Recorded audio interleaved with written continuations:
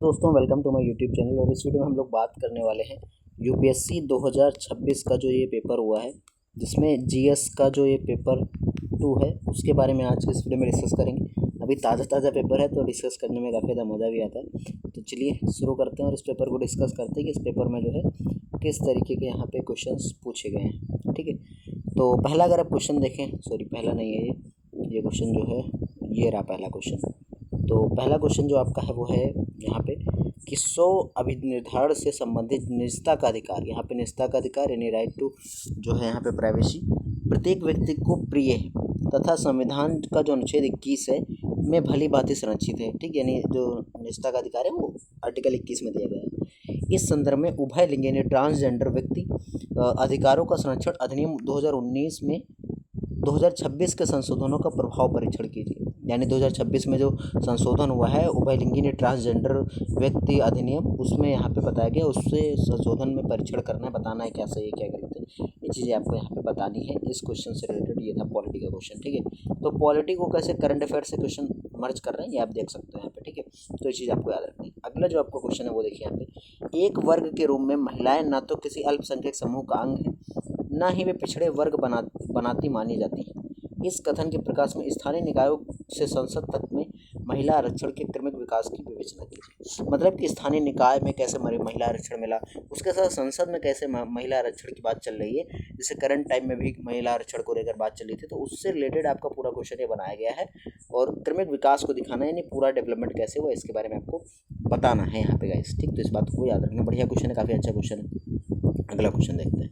ठीक है, देखिए यहाँ पे अगला क्वेश्चन आपका है कि वर्तमान दल बदल विरोधी व्यवस्था के अंतर्गत लोकसभा अध्यक्ष का संवैधानिक पद दलगत राजनीति के कारण अति संवेदनशील हो गया। परीक्षण कीजिए। ध्रुवीकृत सदन के प्रबंधन में लोकसभा अध्यक्ष की निष्पक्षता और सुनिश्चित करने में किन संस्थागत परिवर्तनों की आवश्यकता है ये बतानी है आपको।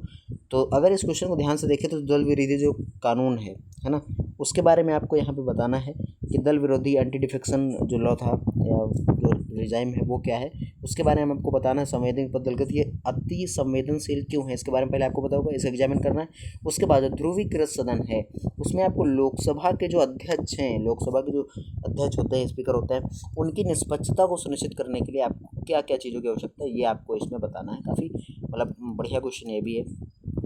चलिए आगे देखते हैं अगला क्वेश्चन नंबर 4 यहाँ पे क्या है। तो क्वेश्चन नंबर 4 है, क्या मताधिकार एक मौलिक अधिकार है? निर्वाचक नामावली का परीक्षण करते हुए भारत के निर्वाचन आयोग की परिस्थिति की विवेचना कीजिए। यह निर्वाचकों की नागरिकता से प्रश्न का भी परीक्षण कीजिए। निर्वाचकों की नागरिकता के प्रश्न मतलब जो इस समय चला नहीं था करंट टाइम में, जो है कि जो मतलब नाम रखा जाता था, तो जिनका नाम कटा था, मतलब नाम जो है उसको क्या बोलते हैं भाई, मुझको एग्जैक्ट याद नहीं आ रहा अभी भी।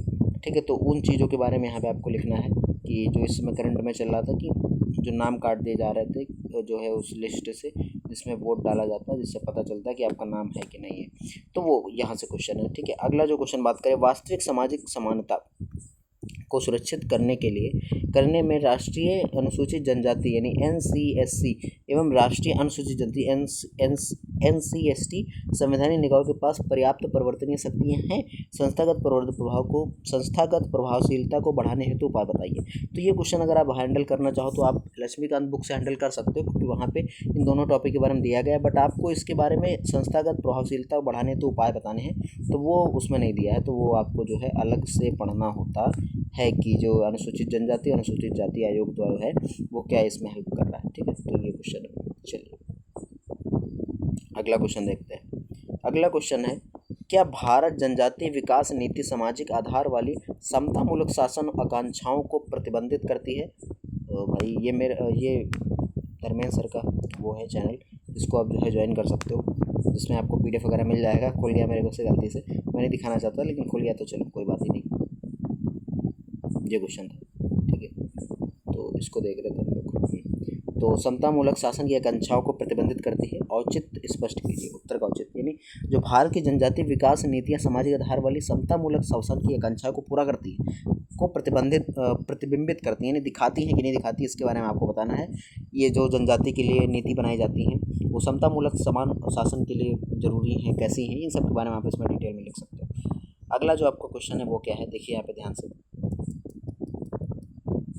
अगला क्वेश्चन है, भारत में कुपोषण मात्र एक सार्वजनिक स्वास्थ्य समस्या नहीं है बल्कि सामाजिक समता, मानव विकास एवं प्रभावी कल्याणकारी शासन के समक्ष भी एक गंभीर चुनौती है, विवेचना कीजिए। तो इसमें आपको जो कुपोषण है उसके बारे में, कुपोषण के बारे में नहीं लिखना है। कुपोषण एक सिर्फ मतलब स्वास्थ्य रिलेटेड समस्या नहीं है, सामाजिक समता को भी दिखाता है कि कैसे जो है समाज में जिनके पास धन ज़्यादा है वो लोग, उनका जो कुपोषण नहीं होता, जिनके पास धन कम है, या फिर गवर्नमेंट भी ऐसी व्यवस्था नहीं कर सकती, मानव विकास सही से नहीं हो पाता, प्रभावकारी कल्याणकारी योजना जो गवर्नमेंट चला जाए, पीडीएस सिस्टम है, ये सब चीज़ें जो है सही से नहीं चल पा रही, इसकी वजह से आज भी मॉल न्यूट्रिशन यानी कुपोषण का शिकार बच्चे हो रहे हैं। और ये कोई बहुत मतलब जो है सामाजिक, ये बहुत स्वास्थ्य के रिलेटेड प्रॉब्लम है जितना ये सामाजिक प्रॉब्लम, ये यहाँ पे कहना चाह रहा है ये क्वेश्चन। अगला जो आपका क्वेश्चन है, समकालीन शासन व्यवस्था में सिविल सेवाओं, देखिए क्वेश्चन, सिविल सेवाओं की समन्वय संरचना के लाभों सीमाओं को विश्लेषण, ध्यान से सुनना। कंटेम्प्रेरी जो इंडिया है उसमें जो शासन व्यवस्था है, गवर्नेंस, उसमें जो इंडियन सिविल सर्विस यानी IAS IPS ये सब जो हैं उनके रिलेटेड यहाँ पे क्वेश्चन ये पूछ रहा है कि IAS IPS जो इनकी समान संरचना, लाभों और सीमाओं का विश्लेषण करना है यहाँ पे। तो IAS IPS की आप तैयारी कर रहे हो, उससे रिलेटेड यहाँ पे क्वेश्चन पूछा है, तो काफ़ी बढ़िया क्वेश्चन था। आगे चलिए देखते हैं। अगला क्वेश्चन है कि IPMDA, ठीक, Indo Pacific partnership and for maritime domain awareness के साझेदारी भारत के सागर यानी security and growth for all in the season दृष्टिकोण और क्वाड की सामूहिक इंडो पैसिफिक रणनीति की खाई को पाटती है।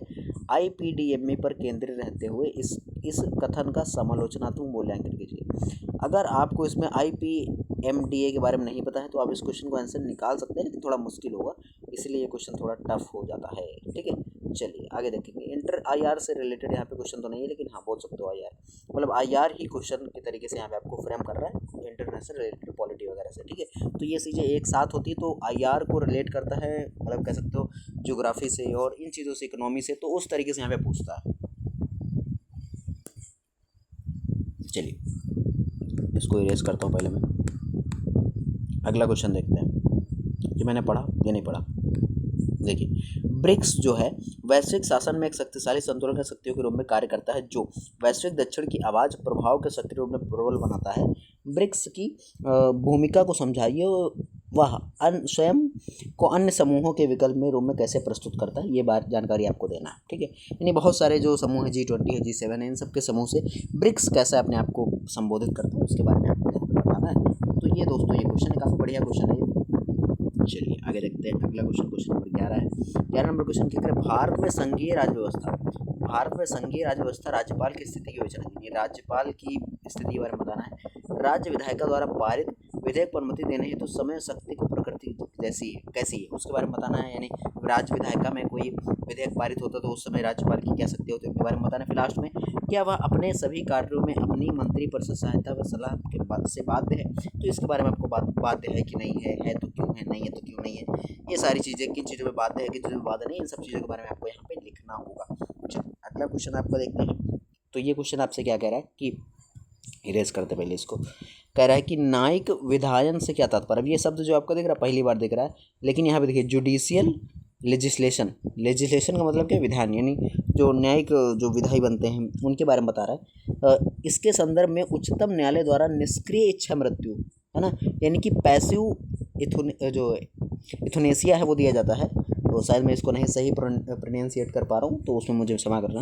आगे देखिए, तथा अग्रिम चिकित्सा निर्देश का इच्छा पत्र को अनुमति देने के निर्णयों की विवेचना कीजिए। यानी किसी को अगर पैसिव इथुनेसिया दिया जाता है, लिविंग विल जो होती है, यानी जीवन जिंदगी जीने का अधिकार, ये सब चीज़ें अगर हैं तो उसके बारे में आप क्या कहते हो, ये बताना है इस क्वेश्चन में, विवेचना करनी है यहाँ पे आपको, यानी इसमें जो है आपको यहाँ पे डिस्कस करना है इस प्रॉब्लम को, ठीक है। चलिए आगे देखते हैं। अगला क्वेश्चन जो आपका है वो है, भारतीय संघीय ढांचा कहाँ तक क्षेत्रीय सांस्कृतिक विविधताओं को समायोजित करने में सफल रहा है, यानी क्षेत्रीय सांस्कृतिक विविधता को समायोजित करने में कहाँ तक सफल रहा है। असमान संवाद की भूमिका पर प्रकाश डालिए, विवाद समाधान के तंत्रों में अधिक प्रभावी बनाने के लिए उपायों को सुझाइए। ये क्वेश्चन है आपका, काफ़ी तगड़ा क्वेश्चन है। इस तरह क्वेश्चन मतलब ये क्वेश्चन पढ़े वाले होते हैं, जो आपने पढ़ रखा होता है कि क्षेत्रीय और सांस्कृतिक विविधता को समायोजित करने में भारत कैसे सफल रहा है, भारत का संघीय ढांचा, ठीक है। और उसमें दूसरा क्वेश्चन, असमान संवाद की भूमिका पर प्रकाश डाले, तो भूमिका आप इसमें बता सकते हैं। फिर विवाद क्या है वो आप बता सकते सकते हैं, विवाद का समाधान बता सकते हैं, ठीक है, अधिक प्रभावी बनाने में क्या उपाय करना चाहिए, उपाय इसमें आप बता सकते हैं। तो इतना आपको यहाँ पे बताना है, ठीक है गाइस। तो ये आपका क्वेश्चन है, काफ़ी तगड़ा क्वेश्चन था भाई, है ना, एकदम मस्त। चलिए अगला क्वेश्चन देखते हैं यहाँ पे। अगला क्वेश्चन है, भारत में शक्ति पृथक्करण को संयुक्त राज्य अमेरिका के कठोर अध्यक्षीय मॉडल की तुलना में कैसे व्यवहार में लाया जा रहा है, परीक्षण कीजिए। इस प्रश्न को भारतीय प्रधानमंत्री की वास्तविक सत्ता में संयुक्त राज्य अमेरिका की। तो देखिए ये क्वेश्चन आपका बिल्कुल मतलब ये क्वेश्चन आप गेस करके जा सकते हो कि आपका जो है यहाँ पे क्वेश्चन क्या पूछ लिया आपका, इसमें जो सॉरी गाइस, जो इंडिया है, ठीक है, इंडिया वर्सेस यूएसए, इन दोनों में जो आपका जो फॉर्म चलता है, यानी जो सेपरेशन ऑफ पावर है, वो किस तरीके से यहाँ पे बताया जा रहा है, और उसके साथ भारत के प्रधानमंत्री और संयुक्त राज्य अमेरिका यूएसए की तुलना करना। मतलब इसमें ये तुलना नहीं करनी कि वो मोदी जी हैं वो ट्रम्प है, ये नहीं, इसमें आपको बताना है कि वास्तविक सत्ता क्या है, मतलब किस प्रकार ये जो है दोनों लोग अलग अलग भिन्न हैं। अमेरिका में जो है सबसे जो सुप्रीम लीडर होता है वो राष्ट्रपति होता है, भारत में प्रधानमंत्री के पास सारी शक्तियाँ होती। तो ये सारी चीज़ें यहाँ पे आपको बतानी है इस क्वेश्चन में, ना कि आप वो पीएम मोदी जी ट्रम्प ये सब, मतलब बच्चे वाले क्वेश्चन नहीं है। यूपीएससी एस्पिरेंट को पता है क्वेश्चन का आंसर किस तरीके से लिखा जाएगा, जो बच्चे हैं वो कृपया इस क्वेश्चन को ना छोड़ें। देखिए, दबाव समूह, सामाजिक आंदोलन, कारपोरेट लॉबी किस प्रकार बहिष्कृत प्रतिनिधित्व को करते हुए बहुलवादी लोकतंत्र को गहराई प्रदान कर रहे हैं, यानी बहुलवादी जितने ज़्यादा लोग होंगे वो चीज़ें। कॉर्पोरेट संपदा, राजनीतिक शक्ति को बढ़ते हुए गठजोड़ में औपचारिक लोकतंत्र संस्था का स्वायत्तता को खतरा उत्पन्न हो रहा है, विश्लेषण कीजिए। तो ये क्वेश्चन है, काफ़ी ये बड़ा क्वेश्चन है, लॉन्ग क्वेश्चन है भाई, 250 शब्द का लिखना तो छोटा मोटा थोड़ा ना। चलिए अगला क्वेश्चन 16 नंबर यहाँ पे आपसे क्या बोल रहा है। तो 16 नंबर देखिए यहाँ पे क्वेश्चन है, 16 नंबर में लिखा है, शासन में पारदर्शिता और जवाबदेही के उद्देश्य केवल भ्रष्टाचार को नियंत्रित करना नहीं, बल्कि विधि के शासन, रूल ऑफ लॉ, सहभागिता और शासन यानी पार्टिसिपेटरी गवर्नेंस का पालन करके नीति निर्माण प्रक्रिया में हितधारकों को विश्वास स्थापित करना है। इस बात पे आपको टिप्पणी करना है। सीधा क्वेश्चन है, एकदम एग्जैक्ट जो आपको लिखना चाहिए गवर्नेंस से रिलेटेड क्वेश्चन। तो ये क्वेश्चन काफ़ी बढ़िया क्वेश्चन है, ठीक है। चलिए अगला क्वेश्चन देखते हैं।